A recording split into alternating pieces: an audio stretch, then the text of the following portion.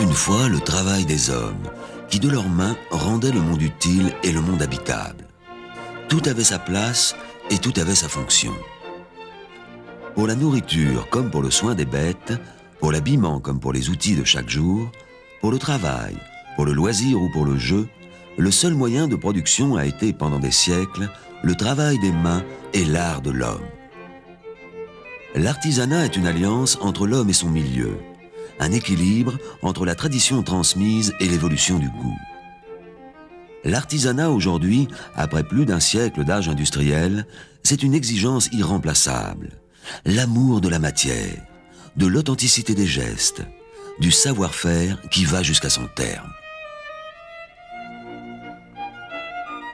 Le vannier de châtaignier, le marqueteur, le tonnelier, le fabricant de fouets de Sorède, le sabotier de bête mâle, le sculpteur de joues, le fabricant de barres à roues sont des hommes de l'œuvre utile qui utilisent mais aussi qui transfigurent le bois.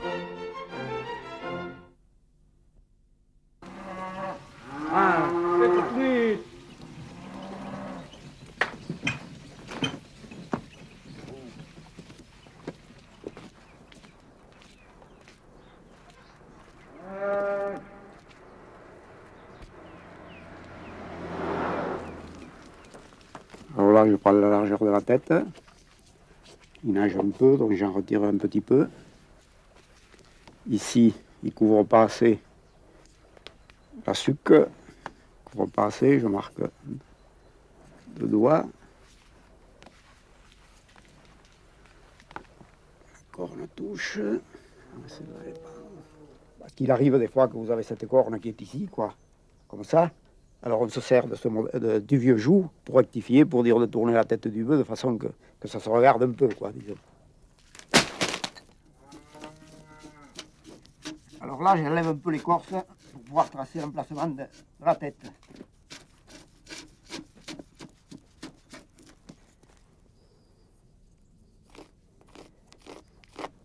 On fait un peu plus évasé derrière que devant, pour la place des oreilles.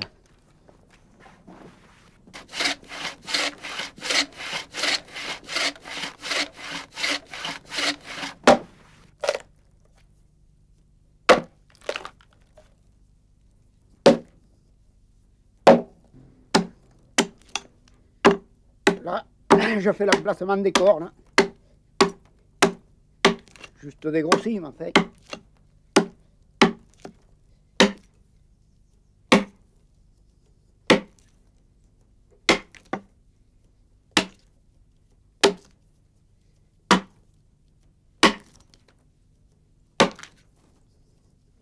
Une paire de bœufs pour qu'ils se plaisent de tirer. Un joug, c'est un levier, alors il faut que les bœufs se regardent. Disons qu'ils tournent légèrement en dedans, qu'ils se regardent comme s'ils se regardaient légèrement. Parce que j'en ai vu qui étaient ou qui regardaient d'un côté ou de l'autre, d'autres qui le... Alors là, les bœufs ne peuvent pas tirer, c'est pas possible.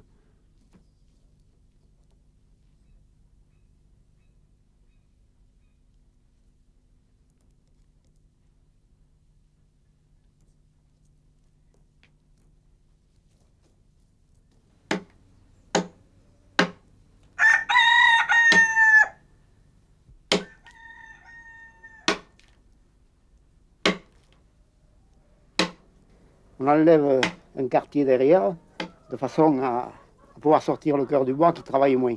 Si on laisse le cœur au milieu du joug, il éclate. S'il éclate derrière, c'est pas trop méchant. S'il éclate devant, alors là, il faut retoucher, quoi.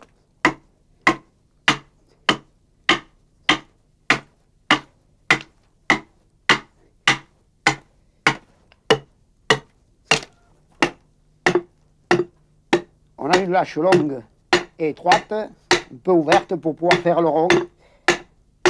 Parce que si elle était courte, on toucherait, on ne pourrait pas faire ce rond. On arrive à toucher ici.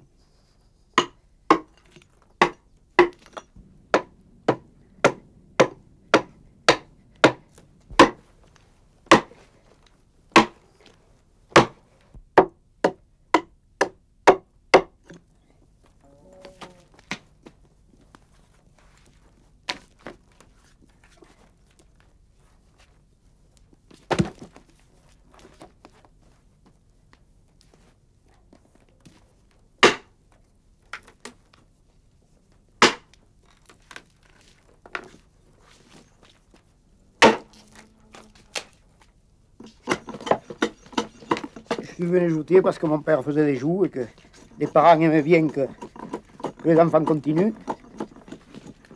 le métier. C'est comme ça que j'ai appris à faire des joues.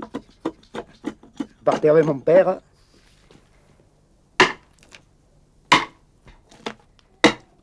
Disons que je faisais mon joue, mais puis après il venait quand même me contrôler, quoi. Parce qu'il était assez jaloux de son métier. Il aimait que ça aille bien quand on partait.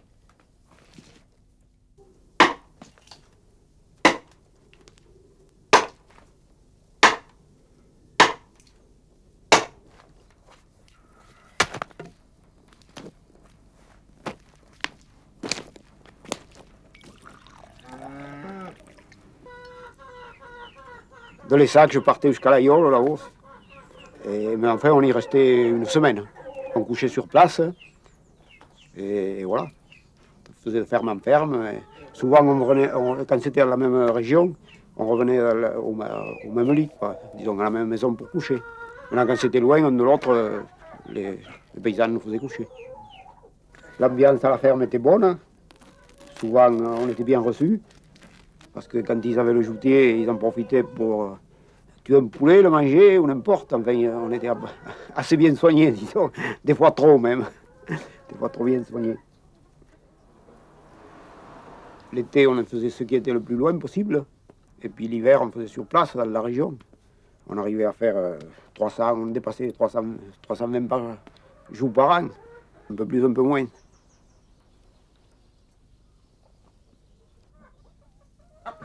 Puis tout dépend du bois. Quand on montait sur le braque là-haut, qu'on faisait avec du boulot, c'était du bois tendre. Alors là, on avançait davantage. Puis là-haut, on faisait des joues, pas pour travailler, pour la foire. Ils avaient des jeunes bœufs comme ceux-là, là, des jeux de 3-4 ans. Alors on faisait des joues de présentation, quoi. L'essentiel, c'est qu'ils aient un beau jour sur la tête et que de suite les bœufs à la foire, ils valaient un peu plus cher, quoi. Disons que c'est le chapeau de la dame. C'est une dame bien coiffée, elle présente mieux.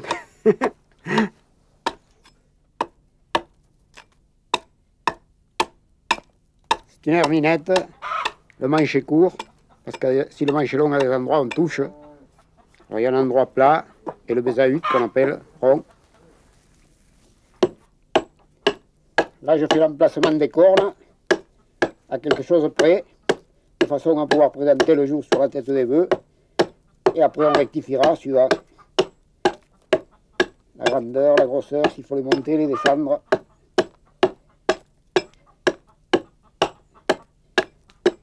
Et après, on retouchera. Pareil, c'est fait. Bon, on va essayer comme ça. Il n'y en a pas beaucoup, il faut qu'il monte là. Et puis, il y en a un là. Et surtout à la grandeur. Bouge pas, bouge pas. Tu sers avec les oreilles, là, dit. Et moi avec la pagnasse. Alors là, je suis en train de faire l'emplacement de la corne. Il faut qu'elle repose bien ici au bord. Sinon, si elle touche ici derrière, elle blesse la bête. Et à ce moment-là, on ne peut plus la faire travailler.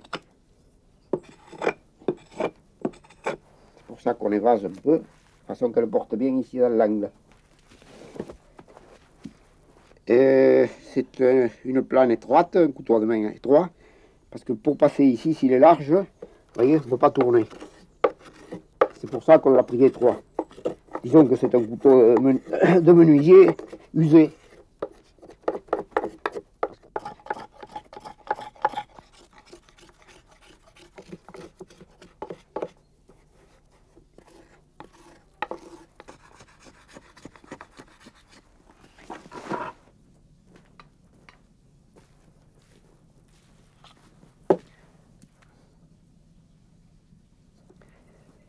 Alors là, je vais faire le trou de la méjane qui porte les redondes pour y mettre le timon.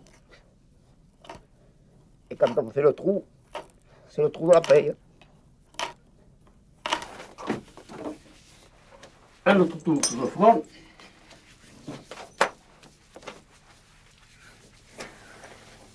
Et de tout sur la corne dedans.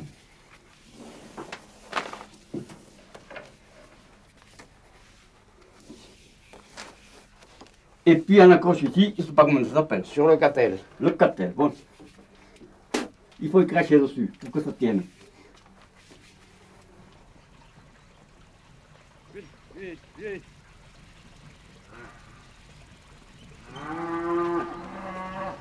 Ah, c'est tout vite.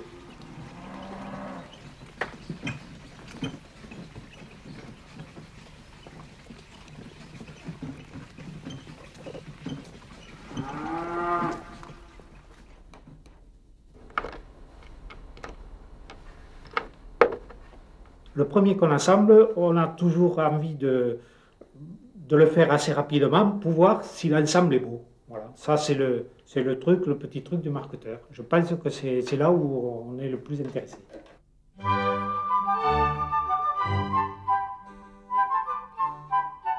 René Guéraud, meilleur ouvrier de France, est marqueteur à Revel. Il continue la tradition d'Alexandre Monoury, qui a implanté ici l'ébénisterie d'art il y a plus d'un siècle. Le point de départ est un dessin très précis du motif à réaliser. Reproduit plusieurs fois, il sera découpé et les formes de papier ainsi obtenues serviront de modèle aux fines pièces de bois précieux qui composeront les panneaux. L'artisan colle ces formes de papier sur des plaquages de couleurs différentes. Devant réaliser plusieurs marqueteries identiques, René Guéraud assemble plusieurs plaquages renforcés par des feuilles de papier craft. 8 épaisseurs de bois donneront les éléments de 8 panneaux. En plus de la variété des couleurs naturelles, les plaquages peuvent être teintés, ce qui permet de reproduire toutes les nuances désirées.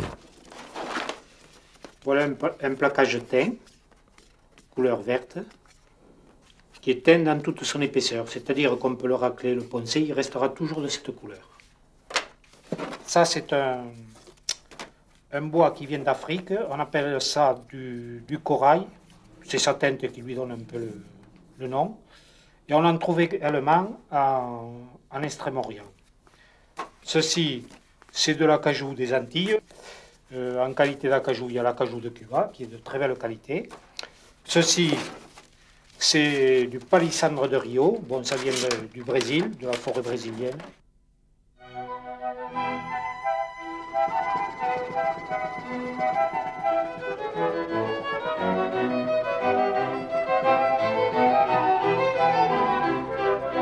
La fine scie à découper est à la mesure d'un travail minutieux et précis. Elle nécessite un geste sûr. Les feuilles, les fleurs, les éléments de décoration qui composeront la marqueterie doivent avoir dès le départ une forme parfaite. L'harmonie de l'ensemble naîtra de cette application à réaliser chaque détail. Pour réaliser les ombres nécessaires au relief du tableau, l'artisan brunit une partie de la pièce en la plongeant dans du sable chaud. On dit qu'il porte les ombres. Le sable blanc provient de la forêt de Fontainebleau. C'est chez les marqueteurs une tradition et presque un rituel. Vous voyez, on voit que l'ombre est portée, vous voyez. Et là, c'est suffisant. Alors, les morceaux qui passent dans le sable, du fait qu'ils sont en contact avec la chaleur, ont tendance à rétrécir. Et avant de procéder à l'assemblage, après, il faut les laisser un certain temps de manière qu'ils reprennent l'hygrométrie de l'air et qu'ils soient de nouveau bien plats.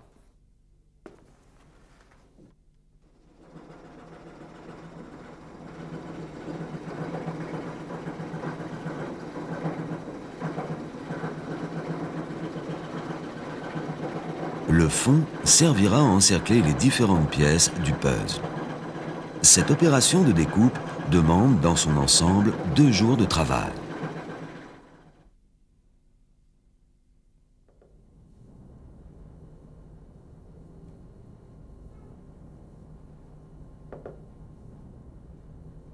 Depuis la Renaissance italienne, depuis les marqueteurs du grand siècle, depuis les maîtres de l'art nouveau, à travers l'évolution des styles, le moment de vérité de l'artisan n'a pas changé.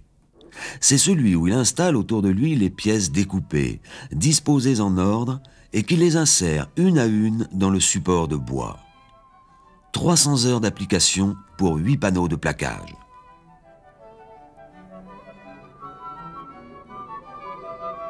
Bientôt apparaîtra l'œuvre. Bouquets de fleurs, oiseaux chamarrés, scènes de personnages. Après des centaines d'heures de travail, le puzzle est enfin parfaitement ajusté. Les nuances de couleurs, les harmonies de formes se répondent et les innombrables petites pièces de bois ne constituent plus qu'un seul tableau. Et voilà le panneau terminé. Pratiquement.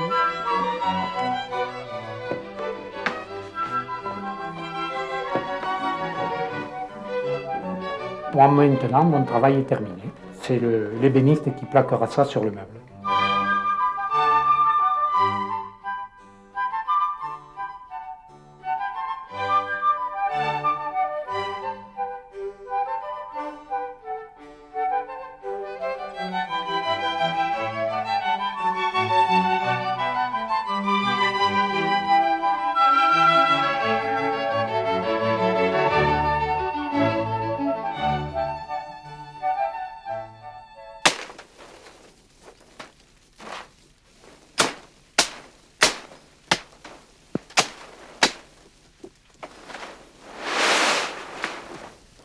Le travail du vannier de châtaignier commence dans les sous-bois du Limousin. Il y a près de Chalut des forêts de châtaigniers qui, grâce au sol et au climat, ont une croissance plus rapide que partout ailleurs en France. C'est ici que M. Dijoux vient choisir les jeunes arbres qui serviront à son atelier. Voilà mon bras de fauteuil. Et dans une branche un peu plus grosse, je vais tailler le dosseret du fauteuil. Je vais couper ça là pour commencer.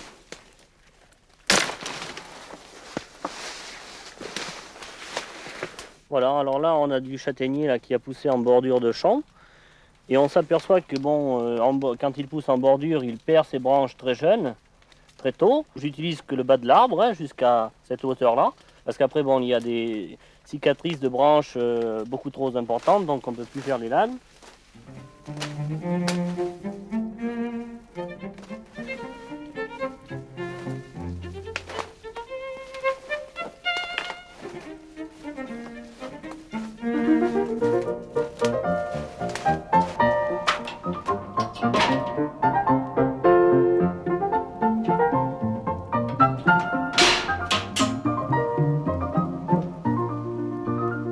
De nombreuses techniques sont utilisées par le vannier. L'une d'elles est l'étuvage. La chaleur humide imprègne le bois jeune, elle l'assouplit et ainsi l'artisan va pouvoir le cintrer, lui donner forme. Ici, les jeunes pousses, débarrassées de leurs écorces, vont sécher dans un carcan de bois avant de devenir bras de fauteuil. Une toute autre technique est utilisée pour la fabrication des clisses. Alors pour faire les clisses, bon, je prends un bout de bois, hein, le bas de l'arbre, je le partage en deux à la hache, je le dégrossis à la plane, j'en tire une planche, bon, on enlève un peu le cœur et un peu le bois blanc, et ensuite à partir de cette planche, je la fixe, je fais une entaille pour la fixer sur la machine pour faire nos clisses.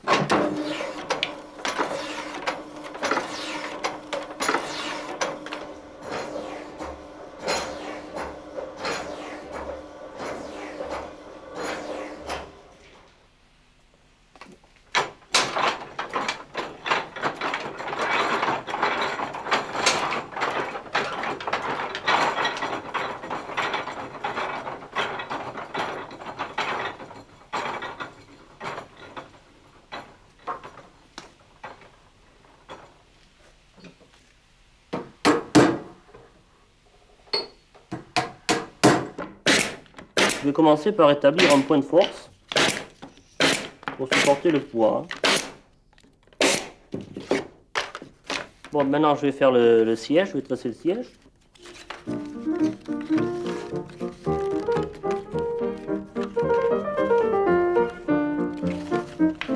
Le siège tressé est renforcé et décoré de bordures.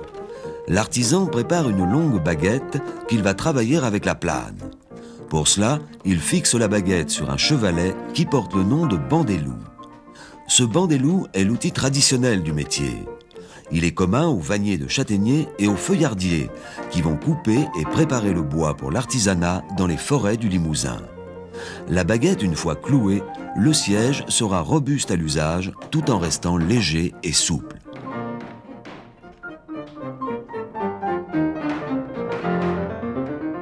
Les pieds ont séché 8 jours. Ils ont pris leur forme définitive. L'artisan les assemble et constitue ainsi le cadre où sera cloué le siège du fauteuil.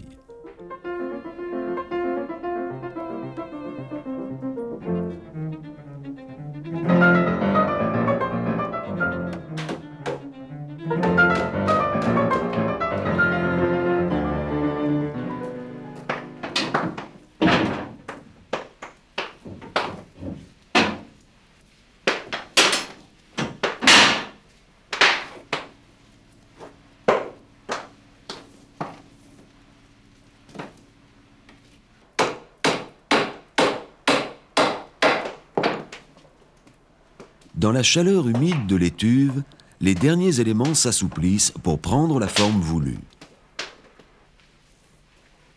À ce moment, l'artisan va pouvoir fixer le dosseret et les bras du fauteuil dans un entrelac de courbes, dans une tension maîtrisée du bois. Bientôt, il a terminé son œuvre. Grâce à lui, la maison ou le jardin auront quelque chose de l'âme de la forêt et de la couleur du Limousin.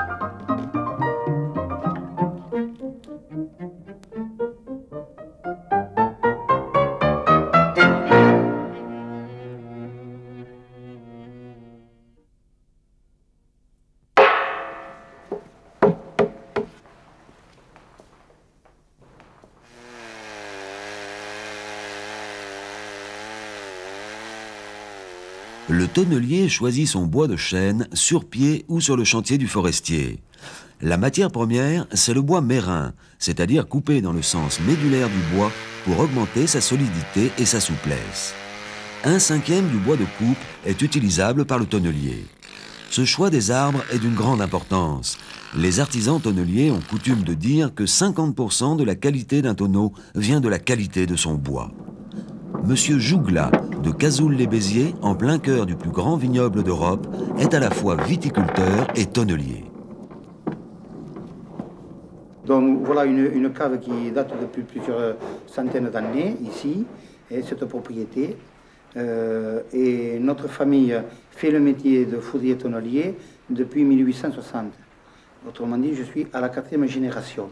Actuellement, on redemande la barrique de 225 litres en général pour l'élevage et le vieillissement des vins. Les billes de bois découpées en planches servent à fabriquer les douelles. Le dellage donne la forme au dos. L'écourtage égalise les longueurs à 96 cm.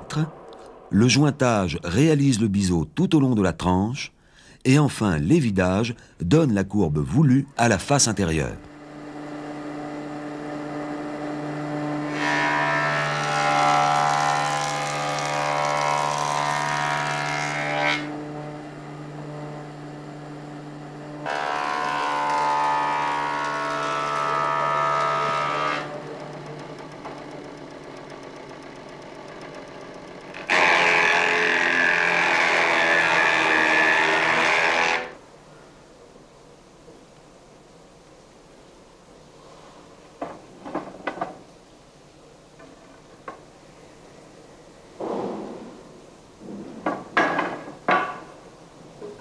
L'artisan dispose côte à côte les douelles étroites et larges en alternance.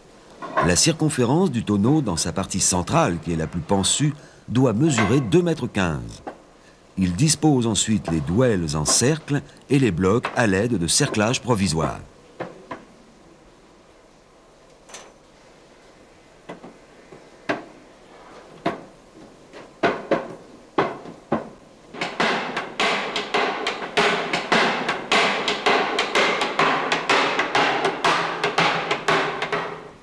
La chauffe, moment magique.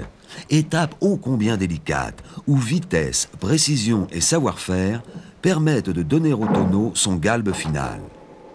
Les douelles, emprisonnés à leur base par le câble du cabestan, se soumettent à sa tension sous les effets combinés de la chaleur et de l'eau.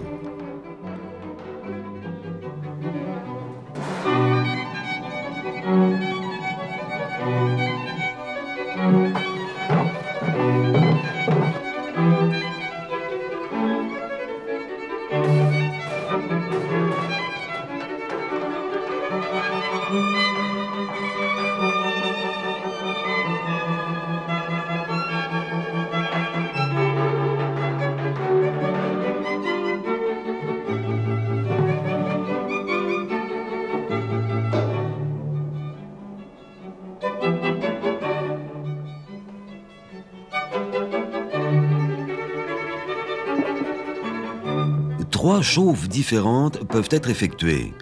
Chauffe légère, chauffe moyenne, chauffe forte. Cette chauffe est une des opérations fondamentales de la tonnellerie. Mais son choix n'est ni arbitraire ni standardisé. C'est le viticulteur qui commande la chauffe de son choix. Il sait par expérience laquelle conviendra le mieux au vieillissement de ses vins, s'accordera à ses cépages, à son terroir et au goût final qu'il veut obtenir. Le tonneau a pris sa forme arrondie. Les douelles sont solidement en place. Il reste à rogner les bords pour la stabilité comme pour la beauté de la forme. Mais cette préparation des bords a surtout une utilité technique directe. Sur chacun d'eux est creusée une entaille où viendront s'enchasser les fonds.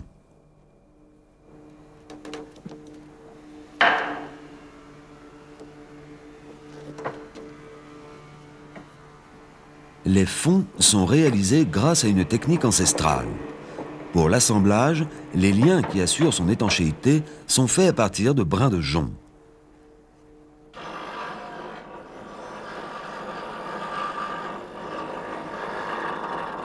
Et la colle qui les fixe est un simple mélange d'eau et de farine. Les joints comme la colle sont naturels, car tout produit chimique altérerait le goût du vin.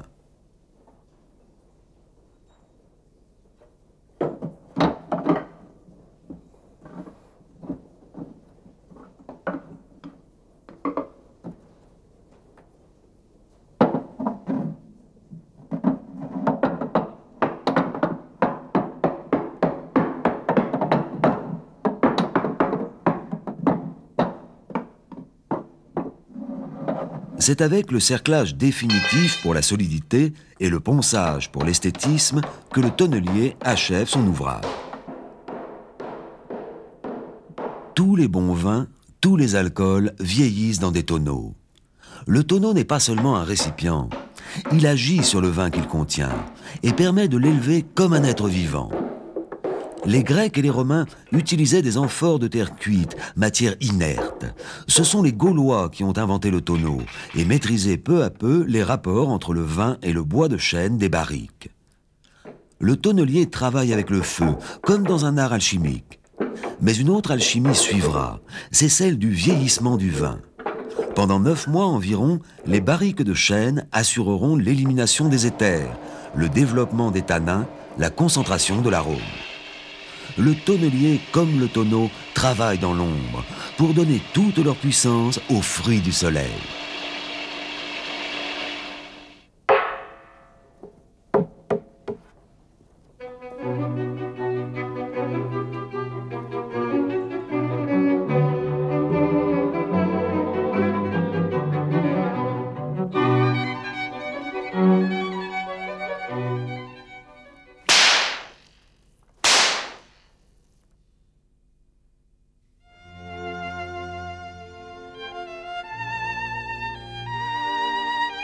À Sorède, dans le Roussillon, 600 ouvriers fabriquaient des fouets et des cravaches au début de ce siècle. La petite ville resta active et prospère jusqu'à ce que l'utilisation massive du moteur à explosion ait remplacé la force animale. On n'utilise pas un fouet avec un tracteur. Cet artisanat était si réputé qu'on appelait un Perpignan, du nom de la capitale roussillonnaise, tous les fouets pour les chevaux. Si aujourd'hui les Perpignans ne sont plus utilisés par les hommes de la terre, ils continuent à être fabriqués à Sorède pour les chevaux de loisirs et de sport.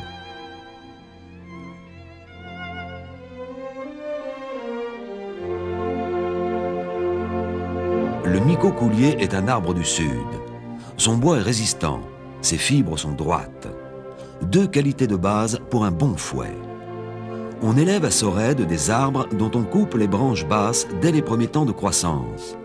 On obtient ainsi des troncs fins et élancés, sans branches ni nœuds. Ce bois servira pour fabriquer des cannes, des cravaches et des fouets. Pour la réalisation d'un fouet, il faut prendre un tronc de micocoulier que l'on prépare en plusieurs étapes. Il est scié dans la longueur, puis on enlève le cœur du bois qui est cassant, ainsi que les couches superficielles sous l'écorce qui ne sont pas assez résistantes. L'enjeu est de garder le meilleur du bois. Ainsi sont obtenues des barres minces que l'on commence à redresser sur un chevalet.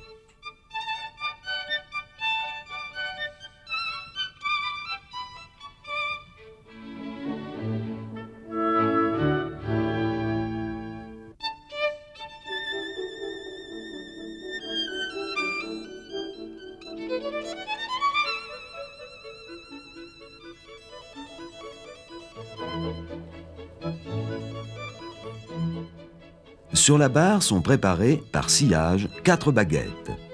Chacune d'elles est arrondie dans un tour qu'on appelle en catalan giret et en français serpetteuse. Ce façonnage, comme l'opération suivante qui consiste à rendre le bout conique, est aujourd'hui effectué à la machine. Au cours des temps, la fabrication des fouets de Sorède a évolué avec les apports de la technique.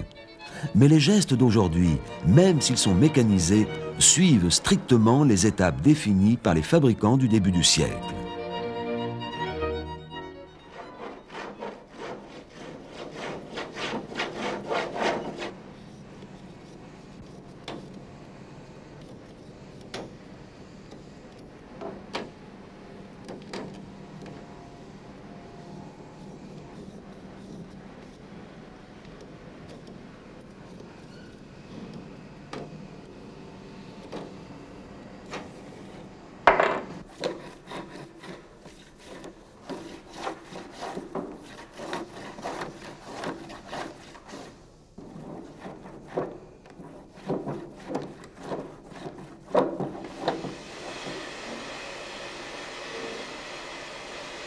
Yébrigou veut dire nombril. C'est l'un des nombreux termes techniques en langue catalane utilisés dans la fabrication des perpignans. Ce yébrigou est une pièce de métal et de bois que l'artisan fixe autour de sa taille par une ceinture. C'est une protection, une sorte de baudrier sur lequel on appuie le manche du futur fouet pendant le tressage.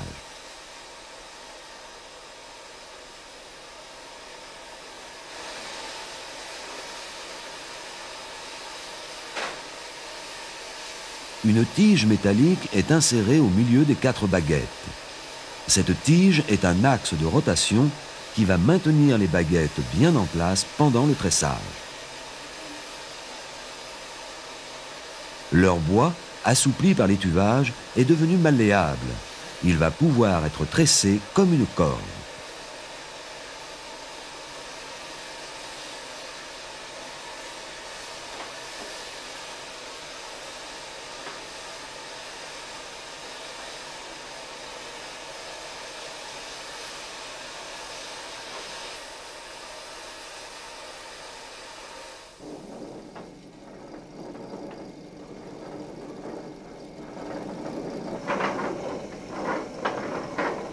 Les 4 baguettes sont détressées, simplement pour qu'on puisse en enlever la tige métallique qui a servi à l'opération précédente. Ces baguettes sont maintenant souples. Elles ont pris le pli. Un deuxième tressage, définitif celui-là, va intervenir. Puis le passage sous la presse va tendre au maximum le tressage des brins.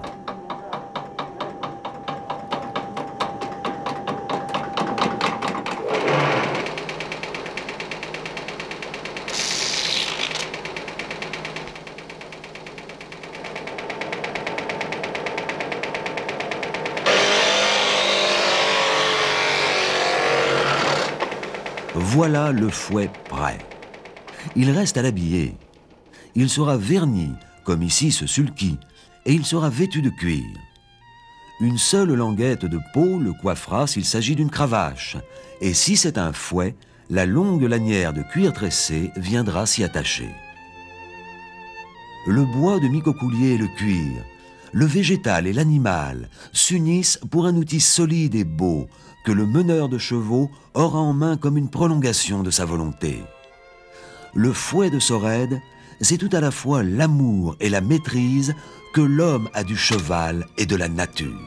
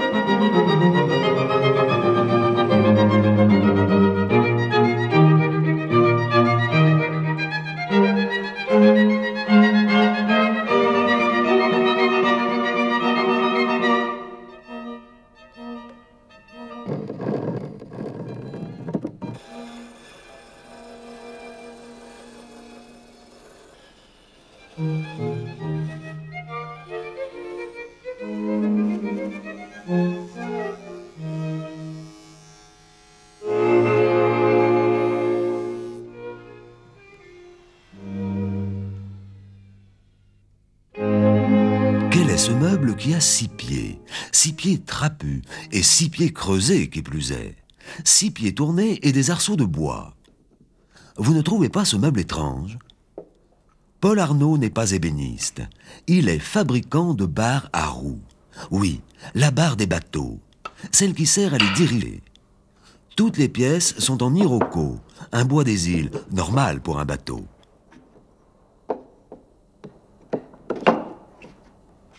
De toute taille, pour les voiliers de haute mer comme pour les yachts ou les bateaux à moteur, les barres à roues rejoindront sur le pont la place du capitaine et vogue le navire. Les 6 pièces fabriquées à l'aide d'un tour s'appellent des manetons, car on les tient avec les mains lorsque l'on barre. Les manetons sont disposés autour d'un moyeu de laiton que l'artisan a lui-même façonné. Tout autour sont assemblés les segments, ou arcs de cercle en bois. La barre prend forme. Elle est mise à la presse. Monsieur Arnaud vérifie à l'aide du compas. Voilà un instrument qui annonce déjà le compas de marine. Les pièces s'assemblent parfaitement.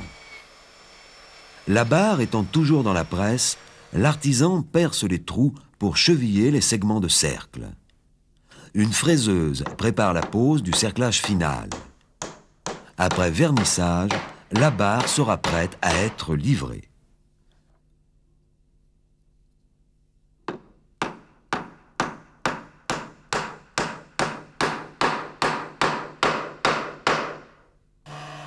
Cette barre à roue, bien que neuve, est un très vieux modèle.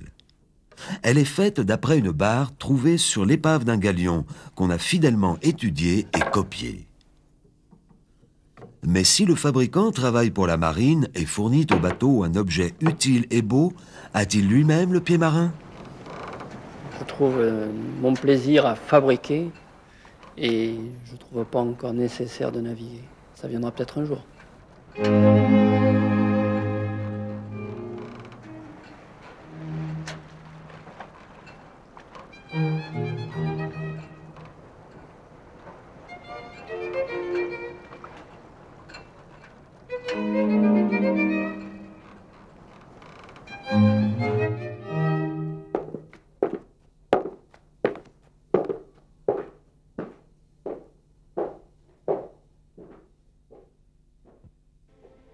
Au IXe siècle, les Sarrasins occupaient la vallée de Bethmal. Esclaris, la plus belle fille du lieu promise au chef de la résistance locale, céda au charme d'un jeune Sarrasin. Darner, son fiancé, ruminant sa vengeance, tailla une paire de sabots en forme de croissant de lune. Un matin, après un rude combat, Darner et ses compagnons exterminèrent les Sarrasins. Les vainqueurs défilèrent dans le village. Leur chef portait ses sabots, dont chaque pointe transperçait un cœur sanguinolent, celui du Sarrasin et celui de la bête malaise infidèle.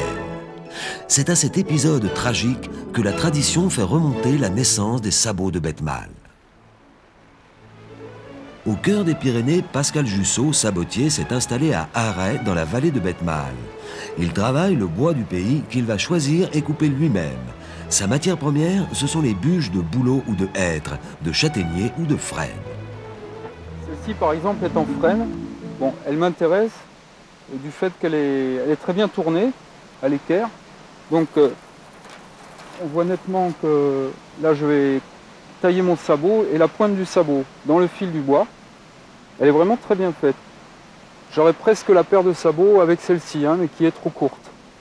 Donc, il me faudra courir encore à droite et à gauche pour trouver une autre ébauche d'à peu près le même gabarit pour faire la paire de sabots. Ah, alors là, vous assistez à la naissance d'un futur sabot bethmalais. Cet arbre a donc été couché par des éboulis de terre, sans doute. Et vous voyez, il a tendance à relever le nez à la verticale. Et donc on a là une ébauche à 90 degrés presque. Hein. Un arbre normal, lui, il pousse tout droit. Hein.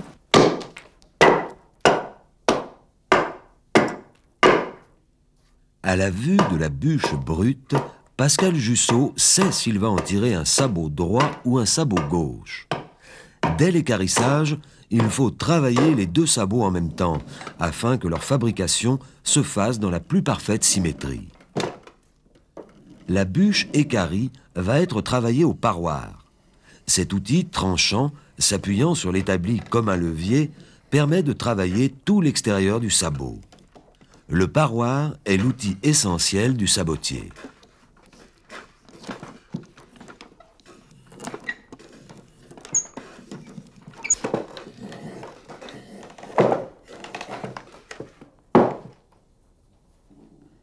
Ce qui se passe souvent, c'est que ces sabots-là, il faut y avoir la tête pour le faire, le goût.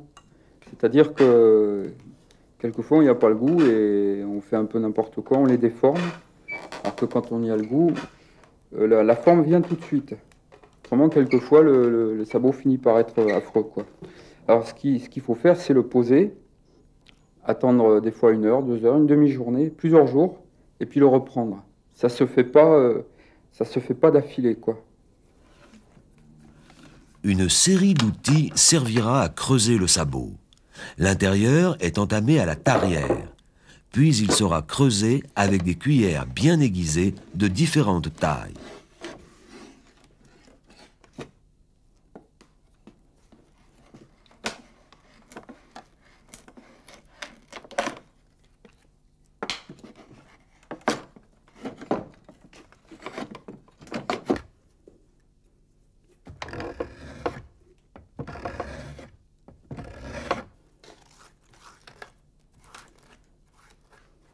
L'artisan affine son travail avec le boutoir. Dans le corps du sabot, il a creusé à l'aide d'une tarière une cavité étroite et profonde comme une grotte. Avec la cuillère, il prend appui sur les parois et fait levier pour aller évider tout au fond l'emplacement du bout du pied. Puis, Pascal Jussot peaufine son travail à la rase.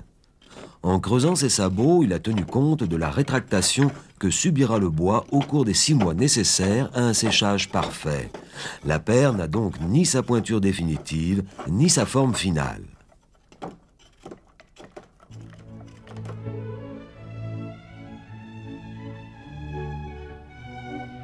Il y a une chose qui est formidable aussi quand on recherche les ébauches en montagne, c'est que d'abord on est tout seul au milieu de toutes ces forêts, tous ces arbres tout biscornus, au milieu de la nature, et c'est vraiment un moment très privilégié, hein. Aussi bien on peut rencontrer des animaux, toutes sortes de choses inattendues. Ça fait partie aussi de la fabrication du sabot et c'est très chouette.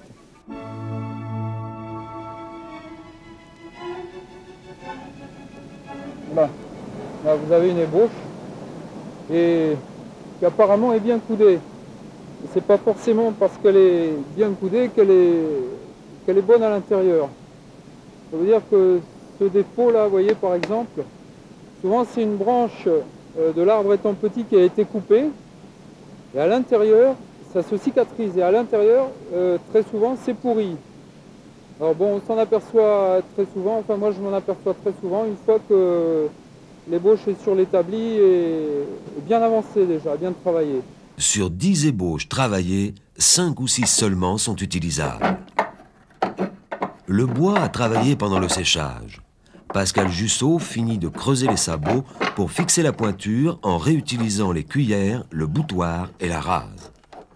La forme du sabot de bête mâle est semblable à celle d'un bateau miniature à la proue relevée. Semblable au croissant de lune des Sarrasins auquel le rattache la légende. Semblable à un berceau en réduction. Cette forme épurée, dynamique, presque abstraite, en fait une affirmation de l'art populaire et un support de rêve autant qu'un objet utilitaire.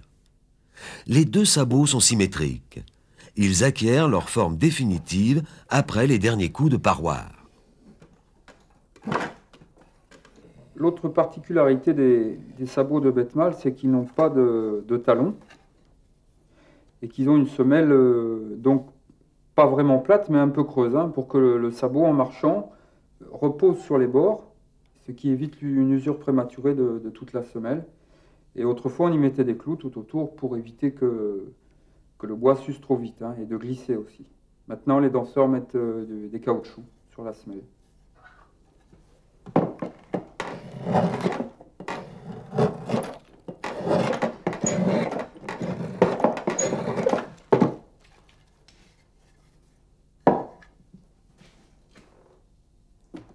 Ça, c'était l'outil principal, hein, qui servait à tous les paysans d'ici. Durant l'hiver ou dans la montagne en gardant les bêtes, ils se servaient de la huchole pour faire tous les instruments en bois. Cet outil servait aussi pour faire les sabots. Alors, avec des outils aussi rudimentaires, il est sûr que les gens ont pas mal souffert des sabots, étant donné qu'on ne pouvait pas bien finir l'intérieur d'un sabot avec la huchole. Et il y a des vieux qui m'ont même dit que, paraît-il, que les bêtes malais avaient le pied au bout qui était carré, parce que l'intérieur était mal creusé, hein.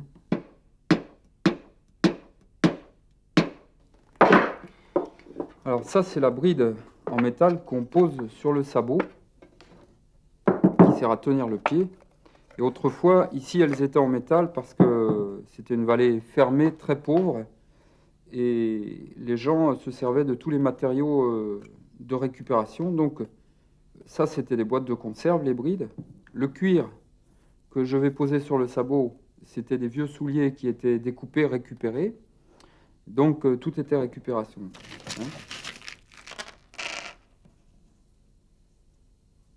Dans le passé, le fiancé offrait des sabots de bête mâle à sa belle le jour de Noël. Aujourd'hui, on ne les porte plus. Mais il reste un témoignage d'identité pour les bêtes mâlais. Pascal Jussot en fabrique quelques paires, commandées très longtemps à l'avance pour les danseurs folkloriques. La danse et la musique, en Béarn et en particulier dans la vallée de Bête Mâle, auront ainsi permis la survie d'un art vieux de 1000 ans.